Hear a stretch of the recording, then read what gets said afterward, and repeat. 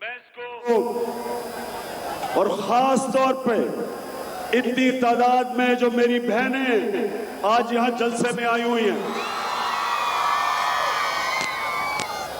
मैं इसको एक बड़ी पाकिस्तान की खुशाइन चीज समझता हूं कि इस तहरीक हकीकी आजादी की जदोजहद में जिस तरह मैं सारे पाकिस्तान में देख रहा हूं कि मेरी बहनें शामिल हैं, हमारी ख्वातीन शामिल हैं, और इस तरह जब पाकिस्तान बन रहा था तहरीक पाकिस्तान में इसी तरह हमारी ख्वातीन शामिल थी, इसी तरह उन्होंने आजादी की तहरीक में शिरकत की थी। और सबसे ज्यादा मैं आज अपने नौजवानों की तरफ देख रहा हूं जिसकी इस पाकिस्तान को तलाश है, जो अभी तक उस तरह की हकीकी आजादी पाकिस्तान को नहीं मिली जो मिलनी चाहिए थी। और उसकी वजह कि हमारे मुल्क में गुलामों की हुकूमत थी। ज्यादातर हमारे दौर में हमारी आजादी जब से अंग्रेज से हुई तो ज्यादातर हमारे हुक्मरान अमेरिका के गुलाम थे। और गुलामी कैसे होती है? गुलामी मेरे नौजवानों, मेरे लिया के बादशाह शहरियों, गुलामी क्या होती है? मेरे नौजवानों, मेरे लिया के बादशाह शहरियों, गुलामी क्या होती है? गुलामी वो होती है जब एक मुल्क अपने लोगों की बेहतरी के लिए फैसले नहीं कर सकता। उस मुल्क में जो ऊपर गुलाम बैठे होते हैं वो अपनी अवाम को कुर्बान करते हैं किसी और मुल्क के मफादात के लिए। आपको सबको, बुजुर्गों को याद होगा कि जब हमारे हुक्मरानों ने अमेरिका की जंग वॉर ऑन टेरर में शिरकत की, वो हमारे लोगों की बेहतरी के लिए नहीं की, अमेरिकियों के लिए की। 80,000 पाकिस्तानी अमेरिका की जंग के अंदर कुर्बान हुआ, हमारा कबायली इलाका तबाह हुआ,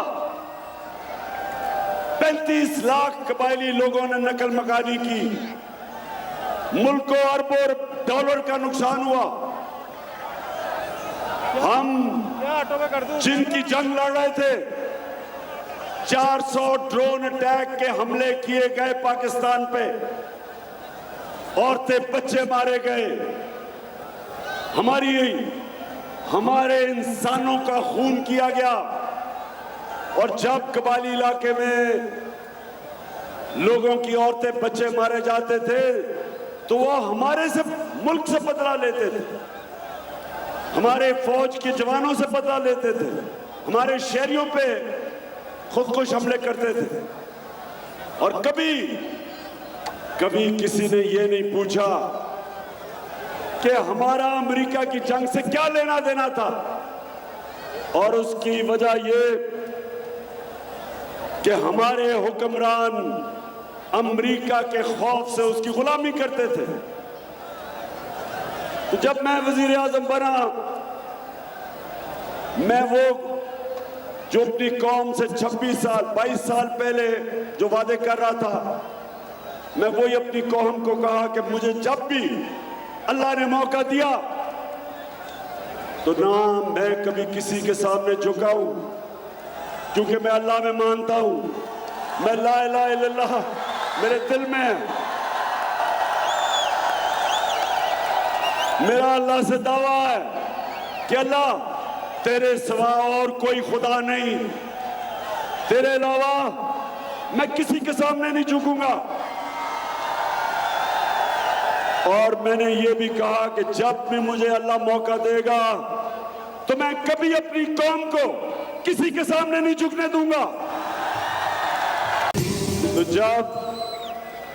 जब एक अमरीकी मेरे से इंटरव्यू करते हुए पूछा कि क्या आप अमेरिका को पाकिस्तान में बेसिस देंगे जिधर से वो अफगानिस्तान के ऊपर वारदात कर सके, तो आप सबको पता है कि मेरा जवाब क्या था।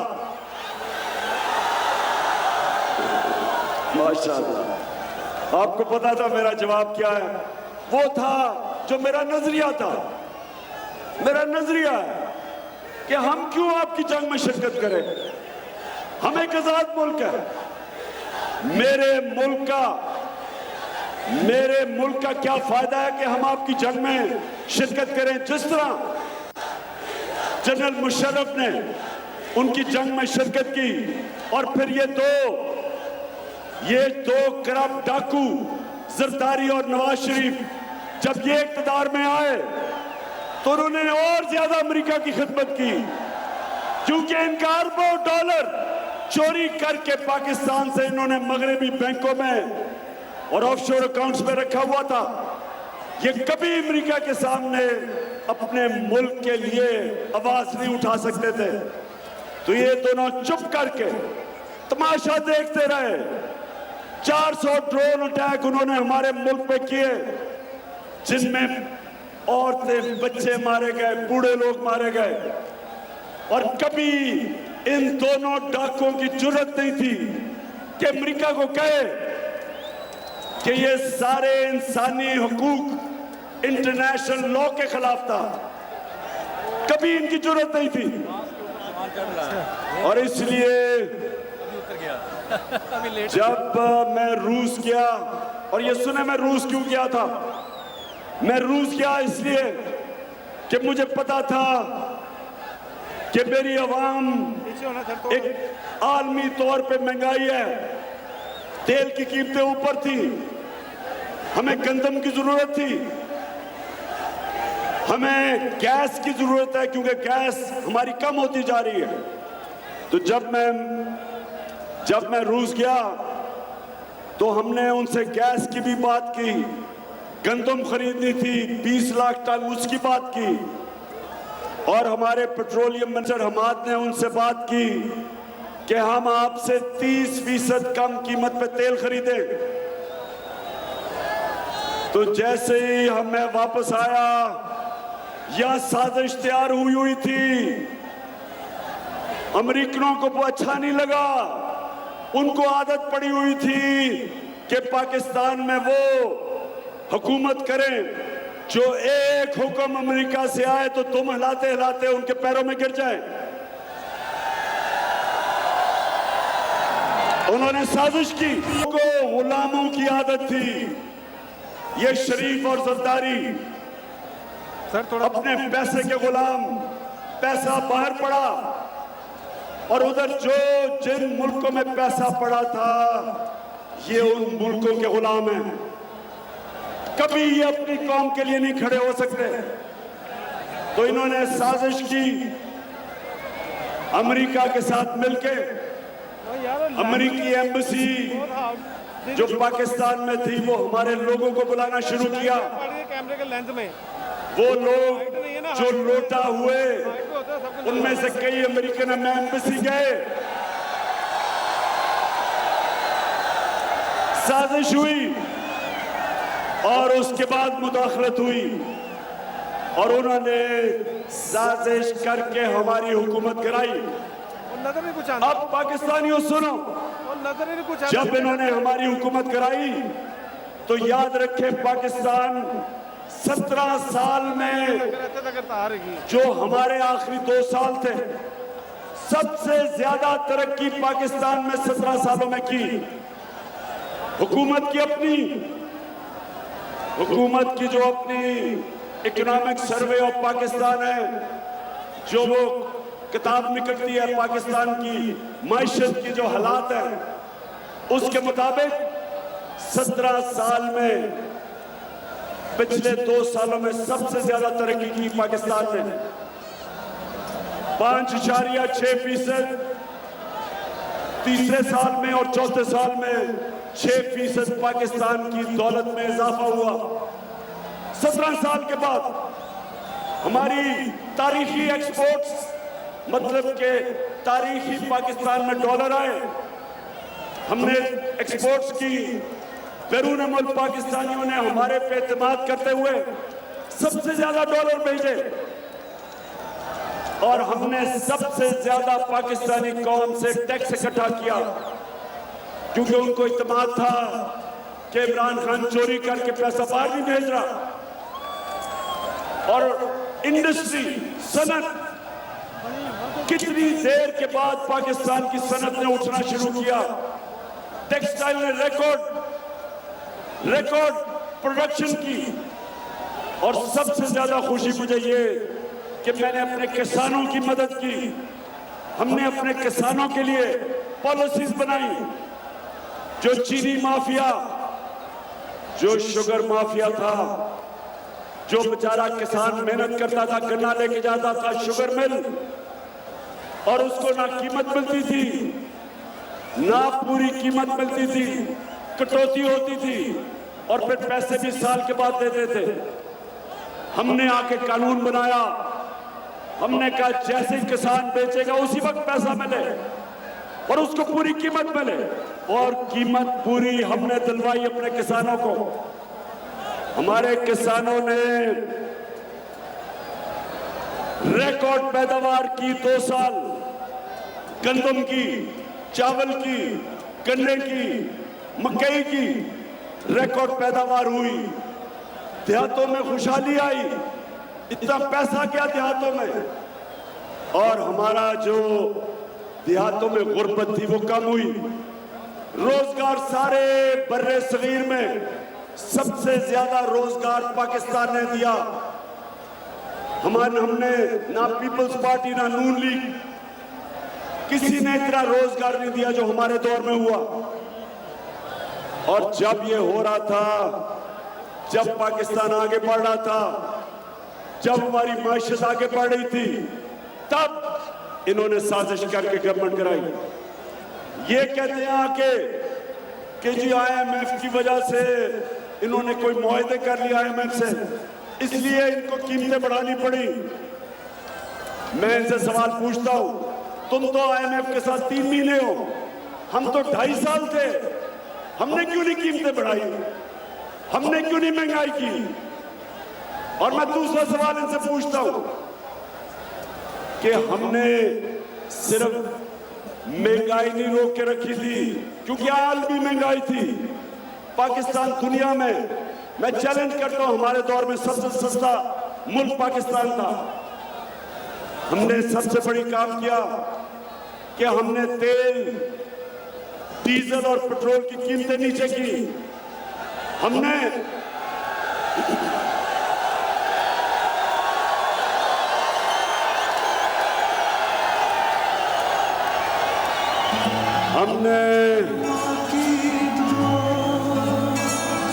वादों पे तेरे जिनको भरोसा उनको भी तू आज़मा, एक और कदम बढ़ा। हमने ये सुने जरा, दुनिया में तेल की कीमतें ऊपर जा रही थी, हमने अपने लोगों को महंगाई से बचाया। हमने पैसा इकट्ठा करके सब्सिडाइज किया तेल। हमने पेट्रोल, जब हम गए थे तो पेट्रोल 150 रुपए लीटर था और फजलुर रहमान 144 रुपए लीटर था। तो मैं आज पूछता हूं कि शहबाज शरीफ मुझे बताओ कि जो आज इंटरनेशनल आलमी में मंडी में जो तेल की कीमत है वो तो उससे भी कम हो गई जो हमारे दौर में थी। तो अगर आपको अवाम की फिक्र है और अगर आप वाकई अपने आप को खादमे आला कहते थे तो खादमे आला साहेब आज आलमी मंडी में तेल वो उससे भी कम है जो जब हम छोड़ के गए थे। तो आज आपको खादमे आला साहेब, आज आप अगर वाकई खादमे आला हैं तो आज आपको भी पेट्रोल को लाना चाहिए 150 रुपए लीटर और फजलुर रहमान को लाना चाहिए 144 रुपए लीटर। और सिर्फ यही नहीं किया कि हमने डीजल पेट्रोल की कीमत कम की, बल्कि बिजली की कीमत 5 रुपए यूनिट कम की। आज आपने बिजली पहुंचा दी है 32 से 36 रुपए यूनिट। हमारे जमाने में 16 रुपए थी, हमने उसको सब्सिडाइज करके 12 पे लेके आए।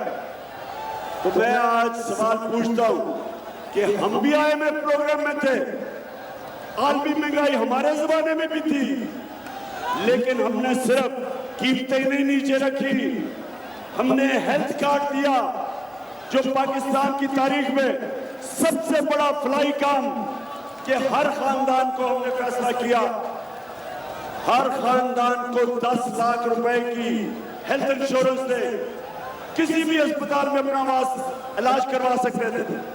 बताएं, आप दोनों जरदारी और शरीफ खानदान, आपने 32 साल इस मुल्क में हुकूमत की। बताएं, कभी आपने सोचा कि लोग, गरीब लोग जब बीमार होते हैं, सफेद पोश लोग, तो वो किधर अपना इलाज करवाएं? सरकारी अस्पतालों में बुरा हाल और प्राइवेट अस्पतालों में इलाज महंगा। खुद तो ये दोनों खानदान अगर खांसी भी होती है तो बाहर चले जाते हैं। तो यहां लोगों को जो हालात मिलते थे, हमने पहली दफा हेल्थ कार्ड लेके आए जिससे पूरा हेल्थ सिस्टम ठीक करने का हमारा प्लान था। दूसरा, हमने नौजवानों को सस्ते कर्जे, कामयाब पाकिस्तान में घरों के लिए 20 लाख खानदान निचले, उनको सूद के बगैर कर्जा घरों के लिए, अपनी फसलों पे लगाने के लिए, दुकान अपनी कारोबार करने के लिए, ये भी पहली दफा हुआ पाकिस्तान में। और सबसे बड़ी बात ये कि हमारा जो एहसास प्रोग्राम था, जो निचले तबके को उठाना का था, इंटरनेशनली दुनिया ने माना।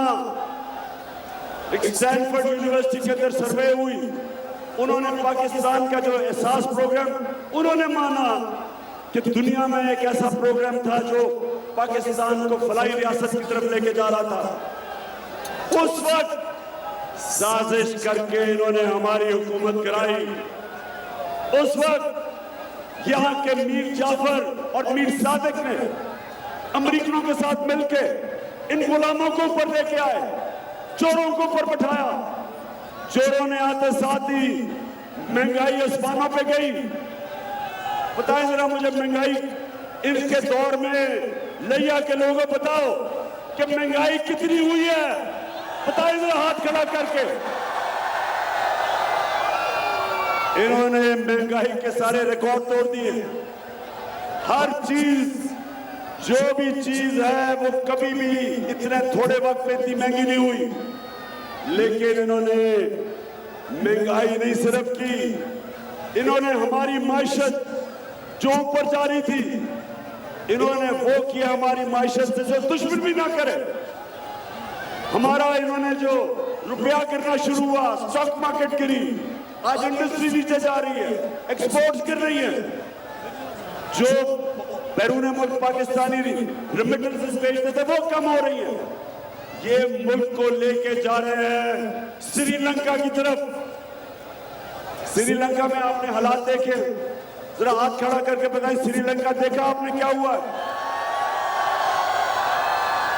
अवाम ने हमला कर दिया, प्रेसिडेंट जान बचा के भाग रहा, वो बाहर जाने दिया, कोशिश की उसने बाहर जाने की, एयरपोर्ट पे स्टाफ ने उसको, प्रेसिडेंट को बाहर नहीं जाने दिया। छुप रहे हैं सारे। वो भी बड़ा खानदान जो श्रीलंका का हुक्मरान था, वो भी ये जरदारियों शरीफों की तरह था। उनके भी पैसे बाहर हैं। अमेरिका के अंदर जो इनका एक घर है उसके बाहर अवाम कह रही है कि हमारे चोरी के पैसे से लिया ये। जिस तरह नवाज शरीफ का जो लंदन में महल है उसके बाहर पाकिस्तानी कहते हैं हमारे चोरी के पैसे से लिए हैं। जिसके मुतालिक मरियम ने कहा था कि मेरी लंदन तो छोड़ो पाकिस्तान में भी कोई प्रॉपर्टी नहीं है। अच्छा, और एक फैसल वो जरा शहबाज शरीफ, अच्छा आप सुने मेरा, एक तरफ तो इन्होंने हमें हमारी माइशत तबाह कर दी, श्रीलंका की तरफ मुल्क को धकेल दिया, महंगाई आसमानों पे, और उसके अलावा हमारा हुक्मरान वो अमेरिका का वफादार गुलाम बनने को चला गया है। इसका नाम मैंने क्या ठीक रखा है? Cherry blossom food polish.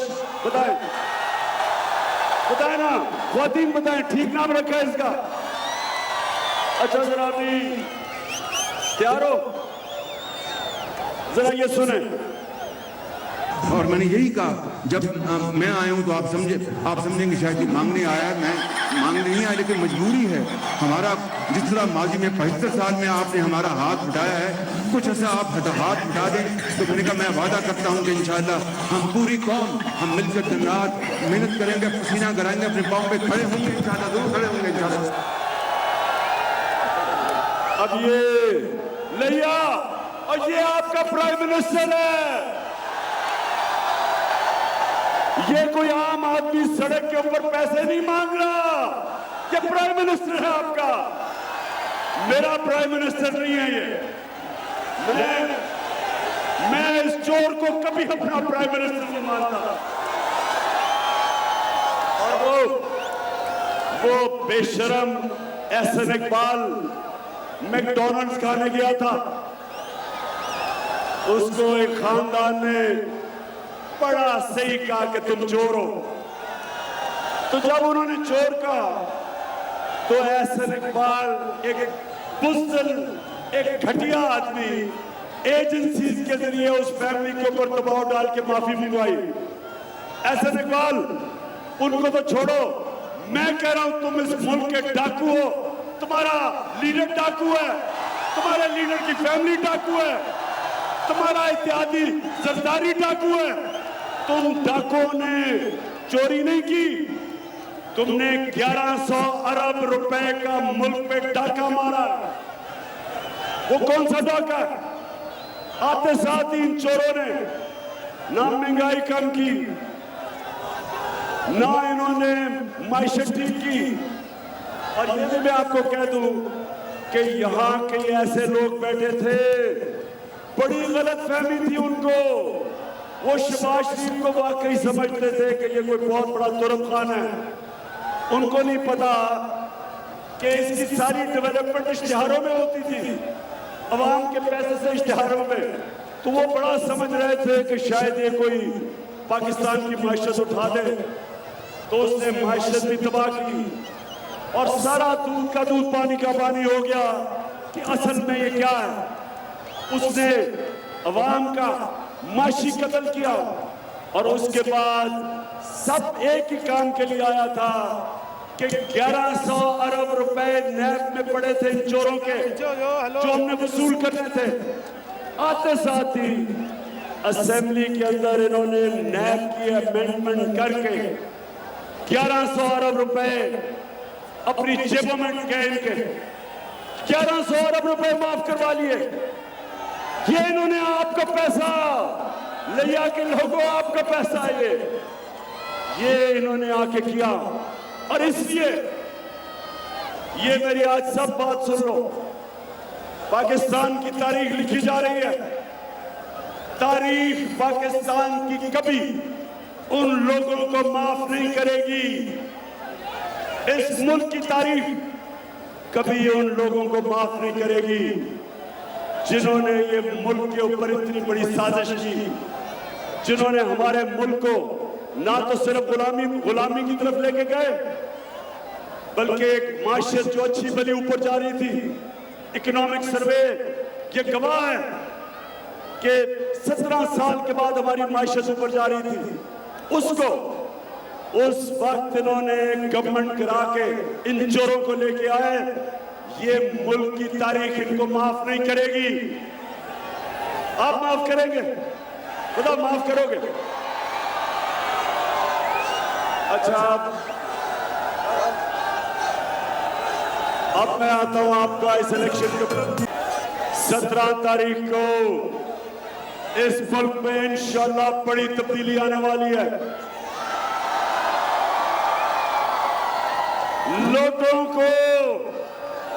लोटों को आपने हराना है।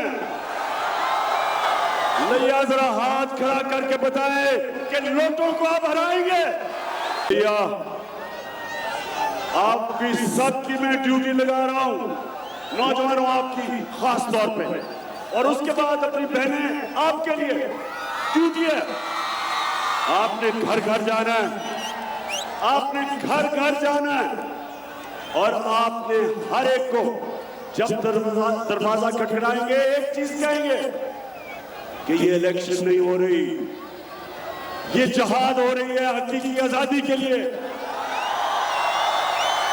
ये चोर अगर आपके मुल्क के ऊपर मुसल्लत हो गए तो याद रखें, नौजवानों आपका कोई मुस्तकबिल नहीं है, मेरी बहनों आपके बच्चों का कोई मुस्तकबिल नहीं है।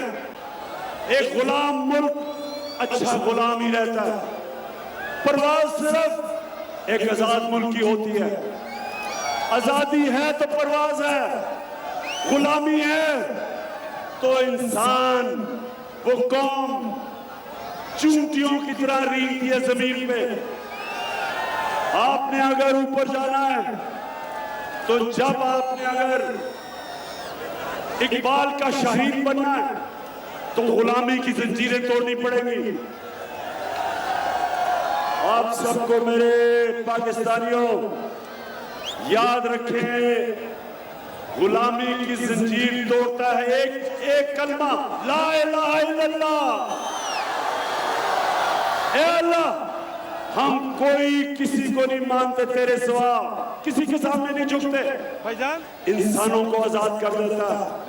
मदीना की रियासत में मेरे नबी सल्लल्लाहु अलैहि वसल्लम ने वो अरब जिनकी कोई हैसियत नहीं थी, दो बड़े बड़े सुपर पावर थे, एक मगरब में एक मशरिक में, एक रोम और एक पर्शियन एम्पायर, दो सुपर पावर्स थी। बीच में वो अरब थे जिनकी कोई हैसियत ही नहीं थी। दुनिया के अजीम लीडर मेरे नबी सल्लल्लाहु अलैहि वसल्लम ने अपनी कौम को तौहीद पे, ला इलाहा इल्लल्लाह पे उन्होंने आजाद कर दिया, उन्होंने जंजीरें तोड़ दी। और देखते देखते दो बड़ी सुपर पावर्स उनके सामने झुक गई। दुनिया की अजीम पावर बनी, दुनिया की इमामत की मुसलमानों ने, क्योंकि मदीना की रियासत में मेरे नबी ने उनकी जंजीरें तोड़ दी। ला इलाहा इल्लल्लाह ये इंसान की आजादी का राज है, ये इंसान की परवाज का राज है। और जरा फिर से सुनाना वो शहबाज शरीफ ने क्या कहा था। मैं आपको बता दूं आजादी और गुलामी में क्या फर्क है, सुने जरा।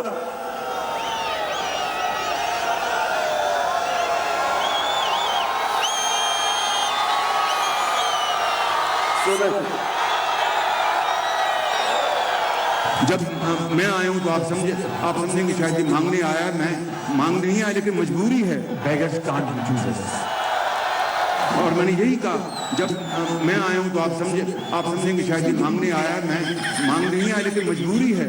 हमारा जिस तरह माजी में 75 साल में आपने हमारा हाथ उठाया है, कुछ ऐसा आप हाथ उठा दें तो मैंने कहा मैं वादा करता हूँ कि इंशाल्लाह हम पूरी कौम हम मिलकर दिन रात मेहनत करेंगे, पसीना कराएंगे, अपने पाँव पे खड़े होंगे इंशाल्लाह। अब ये ले लो नौजवानों, सुनो जरा, अब ये सुनो, ये है जब एक इंसान का नजरिया नहीं होता, ये है जब ला इलाहा इल्लल्लाह इंसान को आजाद नहीं करता, भिखारी बना हुआ है जी, मैं आया हूं भीख मांगने, मुझे पैसे दे दे। मुसलमान सिर्फ अल्लाह के सामने हाथ फैलाता है और किसी के सामने नहीं। और ये प्राइम मिनिस्टर है मुल्क का। जब मैं भीख मांगने आया हूं जी 75 साल से, जो हमें पैसे दे रहे हैं फिर से दे रहे। शहबाज शरीफ, तुम और तुम्हारा भाई और जरदारी, अगर आधे भी पैसे वापस ले आओ जो तुमने चोरी करके मुल्क से बाहर लेके गए हो, हमें किसी से भीख मांगने की जरूरत ना पड़े। और ये आए फिर पैसे मांगने बनाने आए, ये फिर चोरी करने आए हैं, क्योंकि इनको बीमारी है, इनका खुदा पैसा है। ये पैसे की बुत की पूजा करते हैं। ये पैसे के लिए अपना ना नजरिया होगा इनका। पाकिस्तान का नजरिया क्या था और इनका नजरिया कि जिधर से पैसा आ जाए और इनका पैसा बच जाए, ये इसराइल को भी तस्लीम कर लेंगे, ये हिंदुस्तान के सामने भी घुटने टेक देंगे, ये कश्मीरियों की कुर्बानियों की कब्र खोद देंगे अपना पैसा बचाने के लिए। ये रूस से सस्ता तेल भी नहीं लेंगे जो हिंदुस्तान ले रहा है। हिंदुस्तान इत्तेहादी अमेरिका का, उसके बावजूद वो अपने लोगों को रूस से तेल लेके 25 रुपए लीटर कम कीमत पे अपने लोगों को तेल बेच रहा है, क्योंकि वो आजाद है, उनकी फॉरेन पॉलिसी आजाद है। वो इस तरह के बेशर्मी से गुलामी नहीं करते। ये वो लोग हैं जो पाकिस्तान के नजरियों को बेच देंगे, ये हमारी गैरत बेच देंगे, ये मुल्क की इज्जत बेच देंगे अपने पैसे के पीछे। इंशाअल्लाह हम देखेंगे, 17 को हम देखेंगे।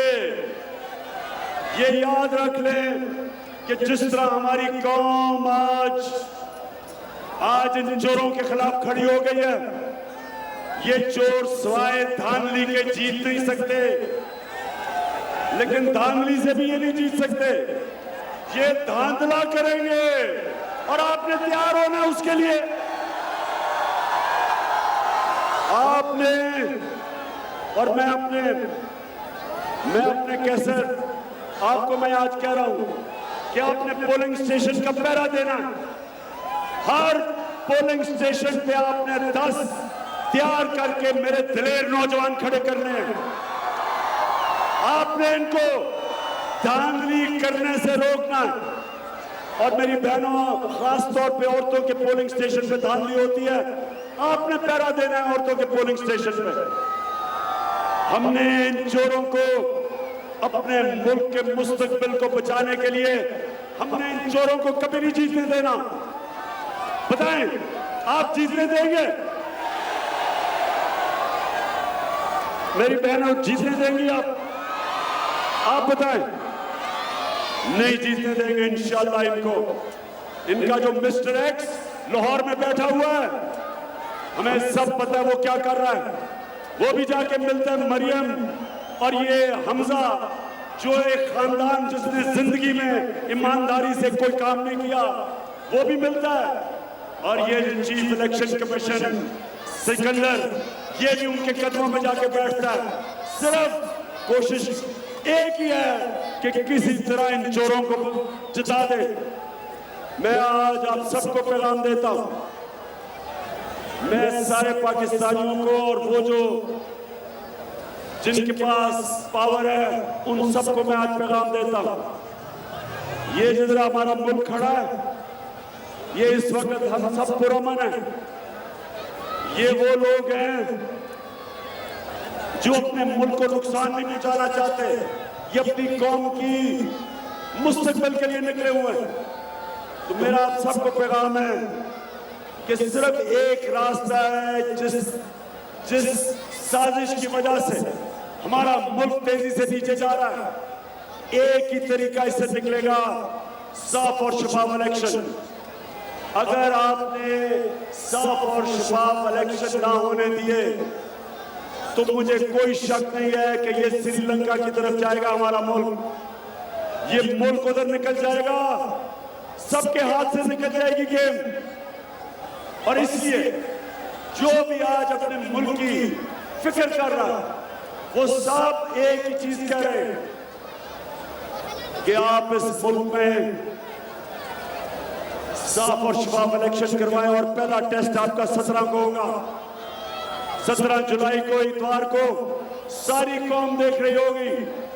मैंने अपने नौजवानों को कहा कि मोबाइल फोन पकड़े, एक एक पोलिंग स्टेशन के ऊपर आपने पहरा देना और उससे पता चल जाएगा कि पाकिस्तानी अवाम किधर खड़ी है। और पाकिस्तानी अवाम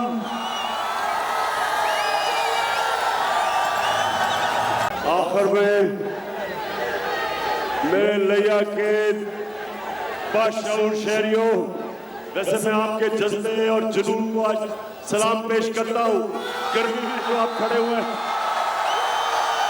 मेरे सारे कपड़े गीले हो चुके हैं पसीने से और आप तो जुड़े हुए हैं एक दूसरों से, तो सलाम करता हूँ आपको मैं।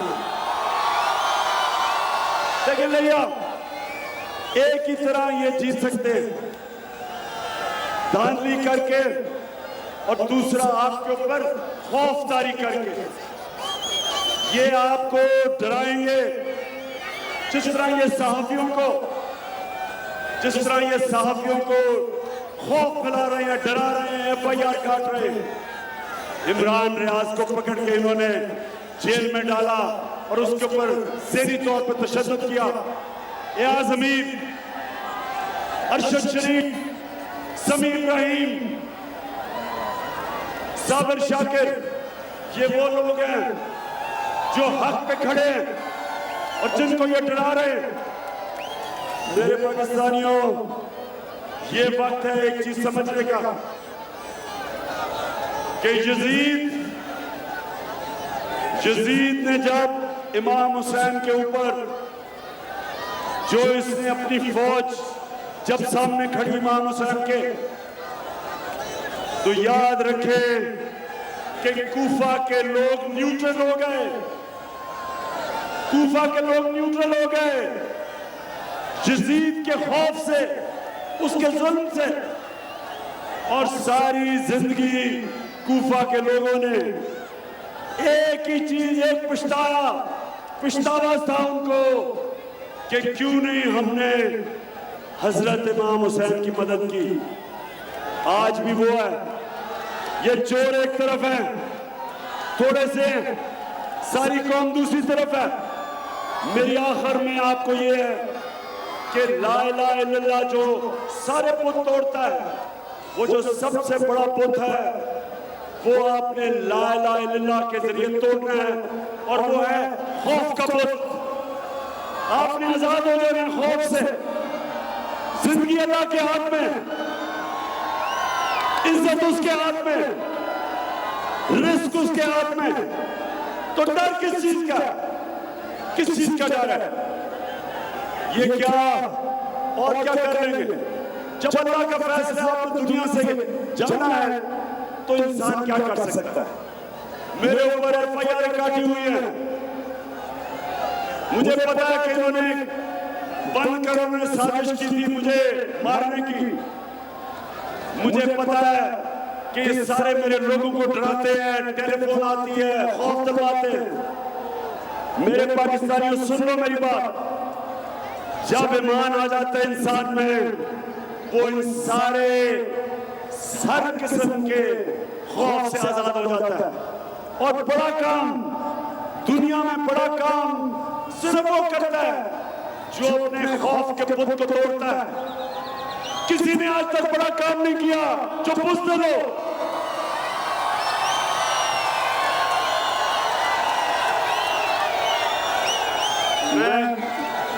मैं ये कहता हूं कि जब मैं अपने अल्लाह के पास जाऊं तो मैं एक चीज चाहता हूं कि मैं अल्लाह को सिर्फ सामने खड़े होके फख्र से ये बता सकूं कि अल्लाह, मैंने अपनी कौम को ला इलाहा इल्लल्लाह का सही माने में मतलब समझा दिया और इंसानों को आजाद कर दिया। पाकिस्तान जिंदाबाद।